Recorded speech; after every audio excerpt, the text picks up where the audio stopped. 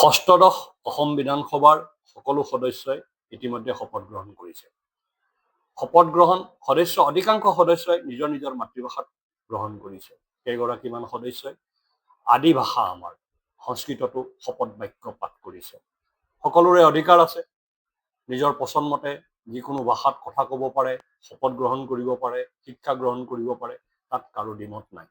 কিন্তু যেতিয়া ভাষাক লৈ ৰাজনীতি কৰা হয় আৰু ভাষাক যেতিয়া ৰাজনৈতিক হাতিয়াৰ হিচাপে ব্যৱহাৰ কৰা হয়, তেতিয়া ভাষাৰ আঁৰত থকা কাৰচাজিবিলাক বুজি পোৱাৰ প্ৰয়োজন আহি পৰে। এইবাৰ অসম বিধানসভাত কংগ্ৰেছ দলৰ 19জন বিধায়কৰ ভিতৰত 18 জনেই মিয়া মুছলমান। মিয়া মুছলমান বিধায়কসকলৰ মাতৃভাষা তেওঁলোকৰ বঙালী, কিন্তু তেওঁলোকে কেতিয়াও ৰাজহুৱাভাৱে নিজৰ মাতৃভাষা বঙালী বুলি নকয়। বঙালীও নহয়, কাৰোবাৰ মৈমনছিঙীয়া আৰু কাৰোবাৰ চিলেটীয়া। ঘৰত তেওঁলোকে মৈমনছিঙীয়া চিলেটীয়া ভাষাত কথা পাতে, নিজ নিজ অঞ্চলত মৈমনছিঙীয়া চিলেটীয়া ভাষাত ভাষণ দিয়ে, ৰাজনীতি কৰে। আৰু যেতিয়াই গুৱাহাটীলৈ আহে, অসমৰ কিছুমান জাতীয়তাবাদী মানুহক বিভ্ৰান্ত কৰিবৰ কাৰণে তেওঁলোকে নিজৰ মাতৃভাষা অসমীয়া বুলি কয়, অসমীয়াত কথা বতৰা পাতে, কান্ধত গামোচা লৈ অসমীয়া জাতীয়তাবাদৰ ৰাজনীতি কৰাৰ ভাওনা কৰে। তেনে এটা দলে অসম বিধানসভাত বঙালী ভাষাত শপত গ্ৰহণ কৰিলে। এইটো তেওঁলোকৰ অধিকাৰ, তাত আমাৰ ক'ব লগা একো নাই। কিন্তু আমি এইকাৰণেই ক'ব লগা হৈছে, এই একেখিনি মানুহেই অসমীয়া ভাষাৰ নামত, অসমীয়া জাতীয়তাবাদৰ নামত বিগত সময়ছোৱাত ৰাজনীতি কৰিছে। তেওঁলোকে অন্য ভাষা ভাষীৰ মানুহক ভেঙুচালি কৰিছে আৰু অসমীয়া ভাষাই মানুহক উচতাই দিবলৈ, বিশেষকৈ হিন্দী ভাষী মানুহৰ বিৰুদ্ধে উচতাই দিবলৈ তেওঁলোকে যত্ন কৰা আমি দেখা পাইছো। তেনে লোকসকলে যেতিয়া বিধানসভাত শপত গ্ৰহণ কৰে, তেওঁলোকৰ নৈতিক দায়িত্ব আছে, তেওঁলোকে অসমীয়া ভাষাত শপত বাক্য পাঠ কৰিব লাগিছিল। কিন্তু তেওঁলোকে তেনে নকৰিলে।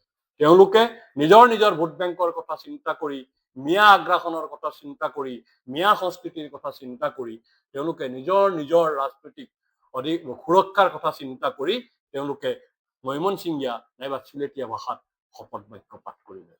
মই ভাবো তেওঁলোকৰ এই আচৰণ আগ্ৰাসনৰ এটা ৰূপ। এই আগ্ৰাসনকহে আমি প্ৰতিহত কৰিব লাগে। জাতীয়তাবাদৰ নামত অসমৰ থলুৱা খিলঞ্জীয়া ভূমিপুত্ৰক বিভ্ৰান্ত কৰি, অসমৰ থলুৱা খিলঞ্জীয়া ভূমিপুত্ৰক বিভাজিত কৰি ৰাজনীতি কৰা কংগ্ৰেছৰ যি পলিচি, সেই পলিচিৰ তেওঁলোক অংশীদাৰ, সেনাপতি। গতিকে এই লোকসকলক চিনাক্ত কৰি আমি তেওঁলোকৰ প্ৰত্যেকটো কথাৰ আঁৰত থকা ৰাজনীতিক আমি বুজাৰ প্ৰয়াস কৰিব লাগিব। তেওঁলোকে যে কৈছিল তেওঁলোক অসমীয়া, তেওঁলোকে কান্ধত গামোচা লয়, তেওঁলোকে অসমীয়াত কথা পাতে, তেওঁলোকে অসমীয়া ভাষাত পঢ়িছে, কিন্তু যেতিয়াই শপত বাক্য পাঠ কৰাৰ সময় আহিল, তেওঁলোকে নিজৰ আচল স্বৰূপটো দেখুৱাই দিলে আৰু তেওঁলোকে শপত বাক্য পাঠ কৰিলে বঙালা ভাষাত। আৰু যি বঙালা ভাষা তেওঁলোকৰ বাবে চিলেটীয়া বা মৈমনছিঙীয়া ভাষাৰ সমকক্ষ। গতিকে এই লোকসকলক আমি বুজাৰ সময় এতিয়া, আৰু এই লোকসকলক বুজি আমি একত্ৰিত হোৱাৰ সময়।